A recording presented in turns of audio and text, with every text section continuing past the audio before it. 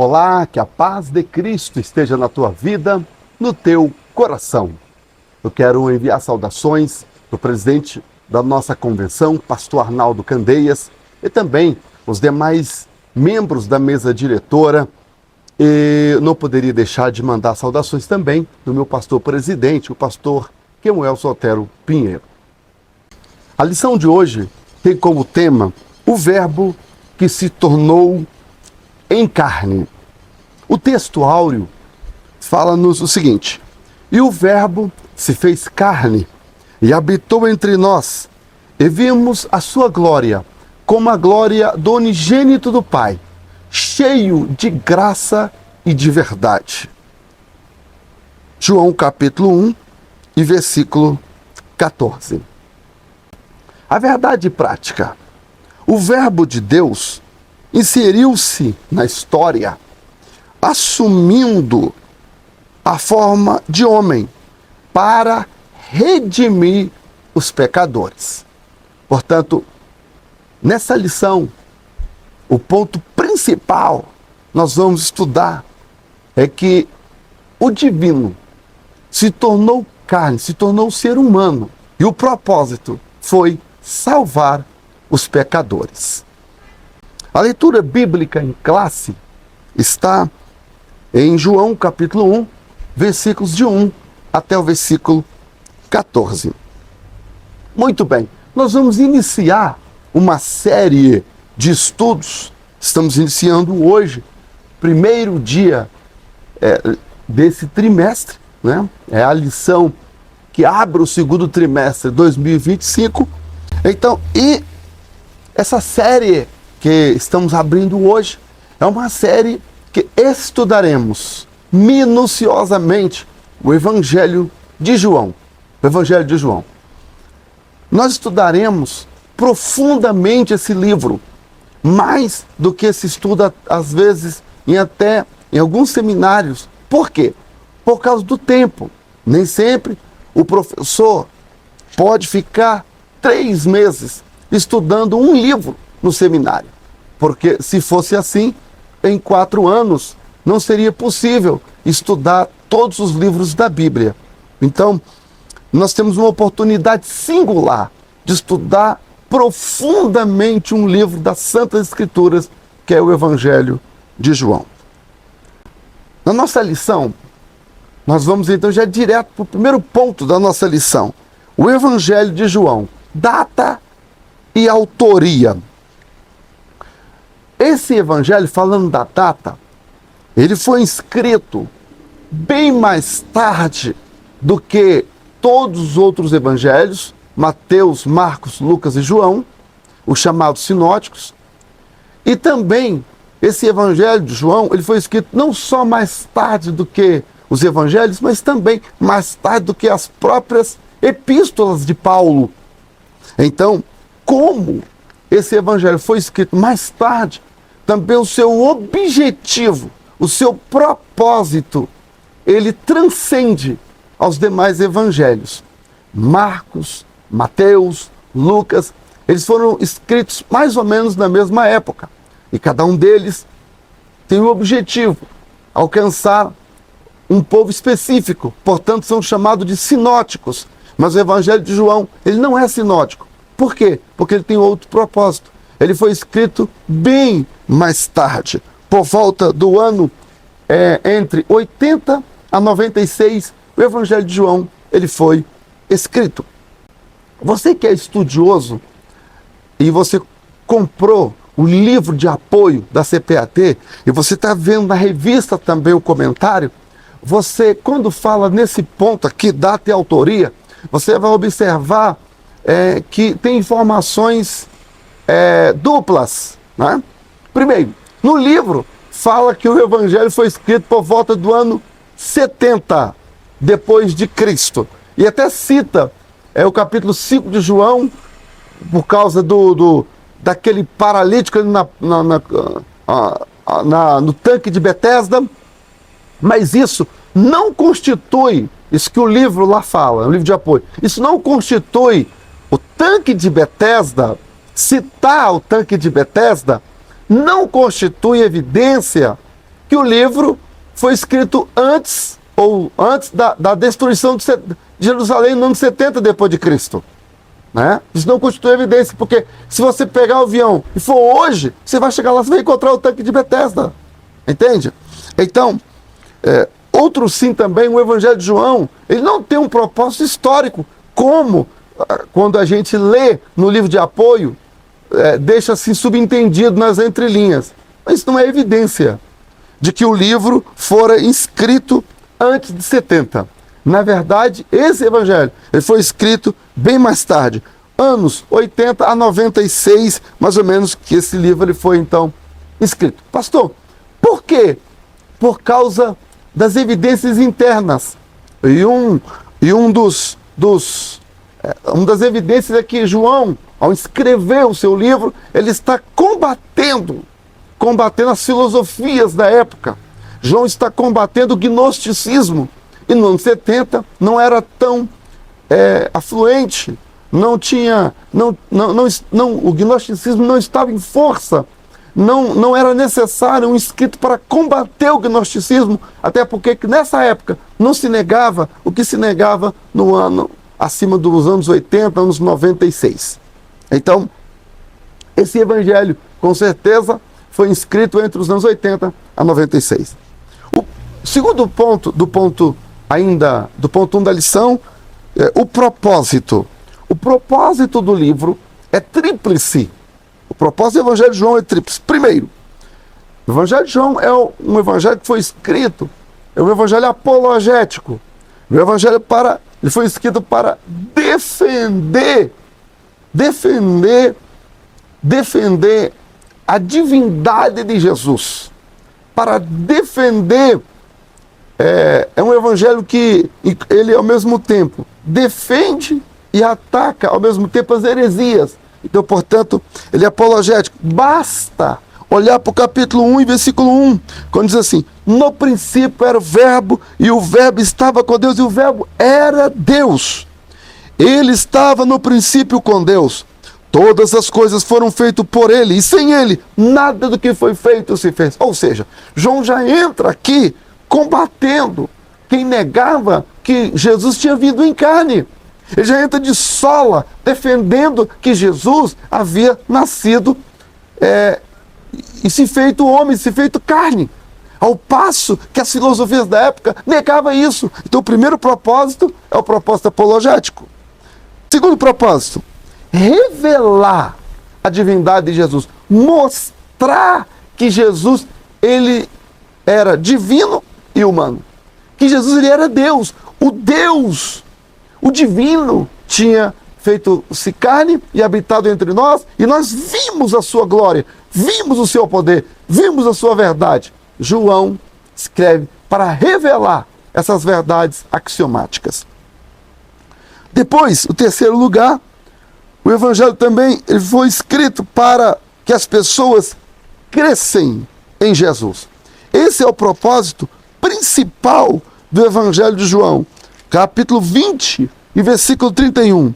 Estes foram inscritos para que creais que Jesus é o Cristo, o Filho de Deus, e para que crendo tenhais vida em seu nome. Então, esse é o propósito principal do Evangelho de João. Revelar que Jesus Cristo veio para salvar. Esse propósito é para que as pessoas crescem, ao ler, passassem a crer em Jesus. Então, se você tem algum amigo que não conhece a Cristo, indica seu Evangelho de João, porque ele foi escrito para isso, para que as pessoas lendo passem a crer em Jesus, mas creiam nele como Salvador. Aqui quando diz assim, este porém foi escrito para que creais que Jesus é o Cristo, o Filho de Deus, o divino, o Messias, o ungido, prometido, né? Messias é isso. E depois diz assim, para que crendo tenhais vida eterna. A palavra vida aqui é a palavra zoe, palavra grega que significa vida espiritual, vida eterna. Então João, quando ele usa esse termo, zoe, ele está dizendo para que crendo vocês tenham a salvação. Então o propósito do evangelho é para que quando as pessoas crescem, alcançassem então a salvação. Muito bem. O terceiro subponto do ponto 1 diz assim, a natureza de Jesus. Quando nós olhamos para isso, a natureza de Jesus, João ele escreveu para revelar que Jesus ele era tanto divino quanto humano. Que Jesus tinha duas naturezas, que ele tinha natureza divina e também a natureza humana. Jesus ele era perfeitamente Deus. Ele era também perfeitamente homem. Como homem, ele morreu. Como homem, ele sentiu sede. Como homem, ele sentiu dor, teve sono, fome. E como homem foi tentado. Mas como Deus, ele, Jesus, perdoou pecados. Como Deus foi adorado. Então Jesus, ele era totalmente homem e perfeitamente Deus. E João escreveu para revelar as duas naturezas de Jesus. Basta olhar para o termo eu sou. Em João, ele fala, eu sou o pão da vida, eu sou o bom pastor, eu sou a videira verdadeira, eu sou o caminho, a verdade e a vida. Esse termo, eu sou, ele só aparece nas Escrituras para o Deus do Antigo Testamento. O grande eu sou, o Deus supremo de Israel. O Deus de Abraão, de Isaac e de Jacó, o Deus dos profetas. Ele é o eu sou. Quando Jesus usa essa expressão, eu sou, na Bíblia, em português, aparece 7 vezes eu sou. Já na Bíblia grega aparece 8 vezes. 8 vezes. Por quê? A 8ª vez é em João capítulo 6, versículo 20, quando Jesus ele está andando sobre o mar e que os discípulos ficam temerosos, aí Jesus ele fala assim, no grego, né, a expressão é essa, ego eimi, eu sou, eimi, o verbo ser. Então, 8 vezes aparece a palavra eu sou.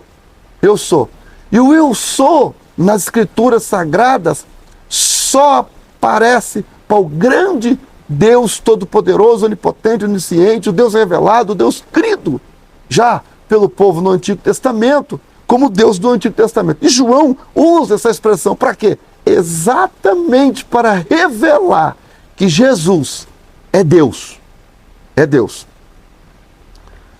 O segundo ponto da nossa lição diz assim, Jesus, verbo de Deus. Jesus, o verbo de Deus. Subponto 1, está assim, a revelação que ultrapassa o passado.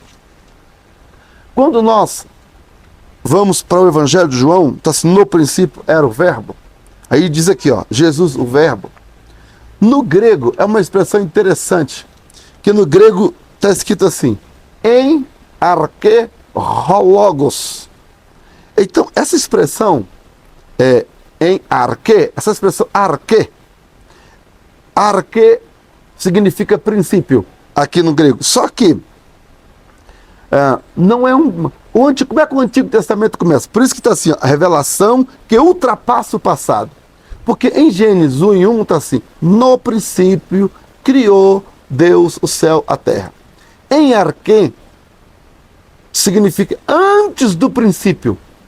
O próprio princípio foi criado por ele. Ele quem? Jesus. Foi criado pelo verbo. Então João, quando ele escolhe, usado pelo Espírito Santo, essa palavra arche. Arche significa antes do princípio. Qualquer leitor do Antigo Testamento, quando pegasse o Evangelho, que fosse ler, que encontrasse a palavra arche, ia ficar estupefado, admirado, porque arche é além do princípio. E diz aqui que antes do princípio o verbo já era.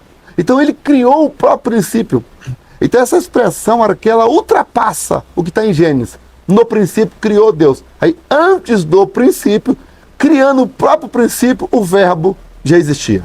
Então é isso que João está falando. E é por isso o comentário, né? Jesus, o verbo que ultrapassa o passado.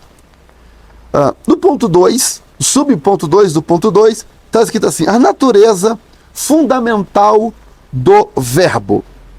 A palavra verbo aqui no português é, em algumas bíblias, a palavra, mas o original é o logos. Logos. No princípio era o logos. E o logos, traduzido para a Bíblia em português, é o verbo, né? Por que verbo? Porque o verbo é aquilo que dá ação, é aquilo que dá sentido à frase.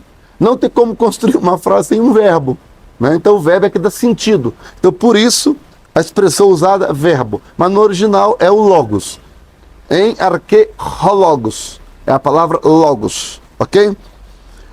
Então, natureza fundamental do logos. Por volta do ano 500 a.C., em Éfeso, um filósofo pré-Sócrates, ou seja, antes ainda de Sócrates, um filósofo, ele de nome Erácito, em Éfeso, ele é o autor, o criador do termo logos.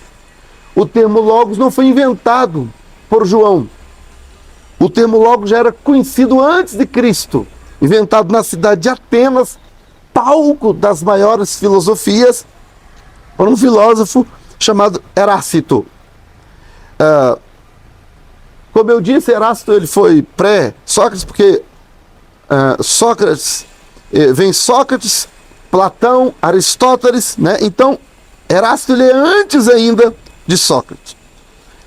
O que Erácito, qual a definição que Erácito dá do termo logos? Porque ele inventa o termo logos.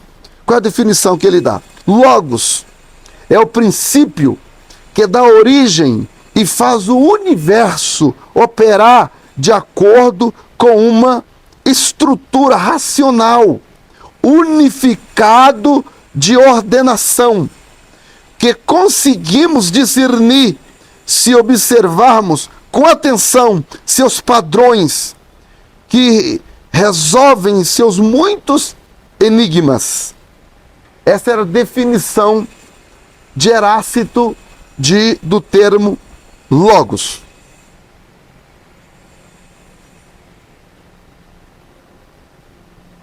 Já os filósofos estoicos entendiam que o logos, o verbo, é o princípio vivificante. Então, o logos, segundo os filósofos estoicos, ele era o doador da vida. Ou seja, ele que fazia a vida movimentar. Já Filon, já no ano 20 a.C., achava que o verbo é a origem, ou melhor, o verbo deu a origem ao princípio criativo. Então, tudo originava a partir do logos. O logos é que dava origem a tudo. Tudo era originado pelo logos. Então, esse conceito já se tinha na época entre os filósofos da época. Então, quando João usa arque, quando ele usa o termo arque, que antes do princípio, aí ele depois usa o termo logos. Com o termo arque, João alcançava todos os judeus, todos os hebreus, todos aqueles que criam no Antigo Testamento, com esse termo arque. Com o termo logos, ele alcançava todos os filósofos, todos os estudiosos da época. E depois, com o termo vida, que é zoe, ele alcançava todas as pessoas simples, porque todo mundo desejava viver e viver para sempre, a vida eterna. Todo mundo queria saber isso, as pessoas mais simples queriam alcançar a vida eterna. Não queria que acabasse quando fosse para a sepultura. Então, de arrancada, em poucas palavras, O Evangelho de João, ele alcança todas as pessoas da humanidade. Então, o Evangelho de João, portanto, não foi escrito só para o judeu, só para os hebreus, só para os gregos, não. Para os gentios, não. João, ele foi escrito para todos. O Evangelho de João foi escrito para filósofos, para intelectuais, mas também para pessoas simples. Para pessoas simples. Por isso que no original grego ele já começa assim, em arque hologos prostoteon. Vou entrar nessa expressão prostoteon mais um bocadinho à frente. Com isso, né, falando aqui da origem do logos, que o logos, a filosofia da época, os acadêmicos da época já aceitavam o logos. Quando eles falam que Jesus, ele era o logos, ou seja, aquilo que dá origem a tudo, aquilo que deu origem ao universo, e aquilo que fez o universo se movimentar foi o Logos. E que agora esse que andou entre nós, esse que nasceu na Palestina, ele era o Logos. Aquilo caiu como uma bomba para a filosofia da época, como a solução de todos os enigmas da filosofia, como a solução de todas as perguntas que a filosofia tinha. A resposta estava no Evangelho de João.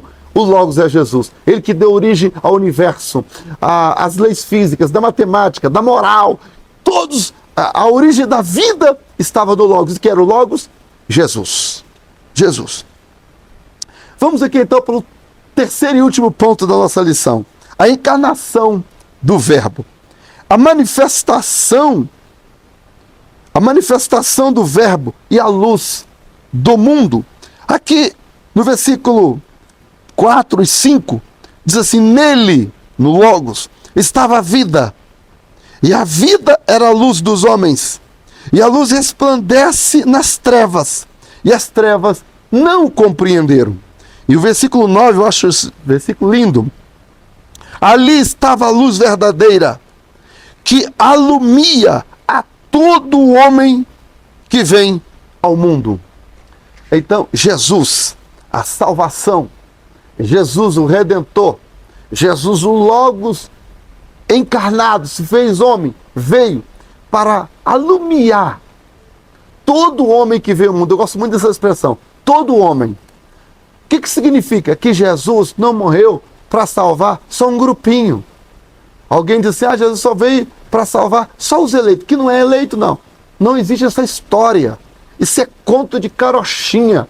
Isso é antibíblico, isso é heresia. Isso é heresia. Jesus, ele veio e ele ilumina todo homem que vem ao mundo. É o texto.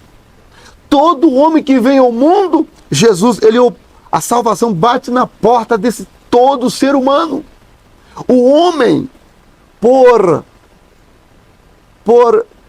questões pessoais, por apego a pecados, a gostos, o homem que se apega às coisas dessa vida, ele rejeita Jesus. E aí é um problema dele. Mas Jesus, ele veio, ele é a luz que ilumina todo homem que vem ao mundo. Jesus morreu para salvar todos os pecadores.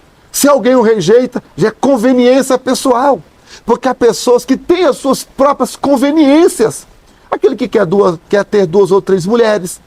Aquele que quer viver na orgia, nas drogas, na prostituição, na lascívia, no vício, no pecado, longe de Deus, porque quer fazer o que bem lhe apraz. Esse caminha para as trevas, rejeitando a luz que é Jesus, o Salvador. Mas Jesus é a luz, versículo 9, que a luz verdadeira, que alumia todo homem que veio ao mundo. Uau! Que linda frase, que lindo versículo. Então é a manifestação do Verbo e a luz do mundo. Segundo subponto da lição 3, ou do ponto 3, diz assim, o privilégio de nos tornarmos filhos de Deus. O privilégio de nos tornarmos filhos de Deus. No versículo 12, está escrito assim, mas a todos quantos receberam, deu-lhes o poder de se tornarem filhos de Deus. O versículo 13, eu acho lindo, quando diz assim, os quais não nasceram do sangue, nem da vontade da carne, nem da vontade do homem, do varão, mas nasceram de Deus. Mas todos quanto receberam, mais uma vez a palavra todos, Jesus veio para salvar a todas as pessoas sem discriminação, sem deixar ninguém de fora. Ele veio salvar a todos, mas as pessoas precisam querer receber.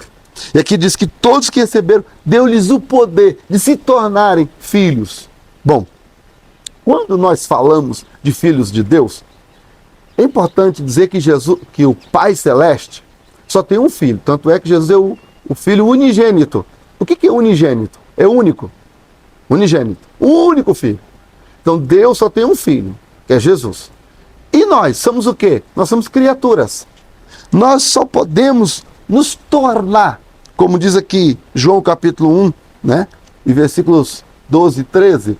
Nós podemos nos tornar, mas a todos quantos receberam, deu-lhes o poder de se tornar filho de Deus.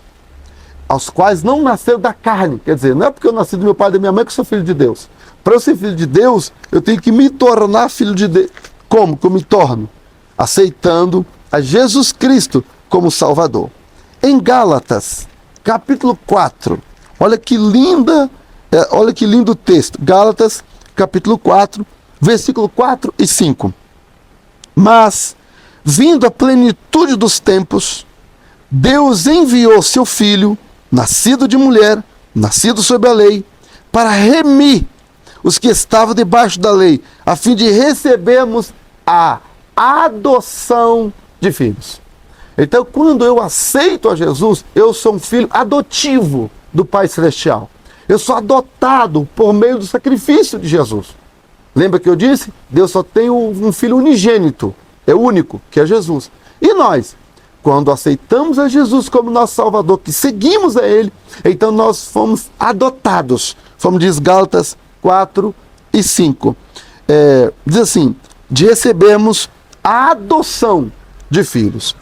Em Efésios, capítulo 1 e versículo 5, está escrito assim: Ele nos predestinou para filhos de adoção por Jesus Cristo, para si mesmo, segundo o beneplácito de sua vontade. Olha, Ele nos predestinou para a adoção de filhos. Então, eu sou filho adotivo do Pai Celeste por meio da minha fé em Jesus Cristo. Quando eu me rendo a Jesus, quando eu aceito a Jesus Cristo como meu Salvador, eu passo a me tornar filho. Então é isso que João está falando aqui, ó. Mas a todos quanto receberam, deu-lhes o poder de se tornarem filhos de Deus. Para terminar, o último ponto está escrito assim: a manifestação e habitação do Verbo. Aí é o versículo do texto áureo. E o Verbo se fez carne e habitou entre nós. E vimos a sua glória, como a glória do unigênito do Pai, cheio de graça e de verdade. Olha que texto. E o Verbo e o Logos se fez carne. O Logos, aquele que dá origem a todas as coisas. O Logos se fez carne. Habitou entre nós. Veio morar. Andou conosco. Habitou entre nós. E nós vimos a sua glória. Cheia de graça. Aleluia. E de verdade. Então, o Verbo, o divino que se tornou homem, andou entre nós, não é um mito, não é uma invenção, e sim o divino que se fez carne e andou entre nós, e comeu pão, e teve sede, e da cruz morreu, e o seu sangue verteu na cruz. Para quê? Para salvar a mim e a você.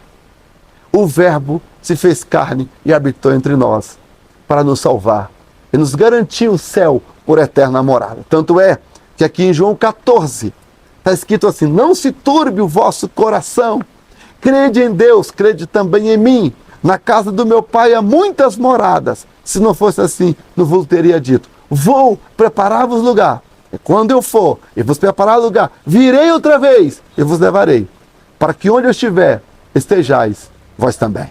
Essa esperança que nós temos, Ele vai voltar e vai nos levar para que onde Ele estiver, Jesus, nós estejamos também. Que Deus nos abençoe. Na nossa próxima aula, e daremos sequência a essa série no livro de João. O trimestre está quentíssimo, você não pode perder nenhuma lição. Que Deus te abençoe e até a próxima aula, se Deus quiser.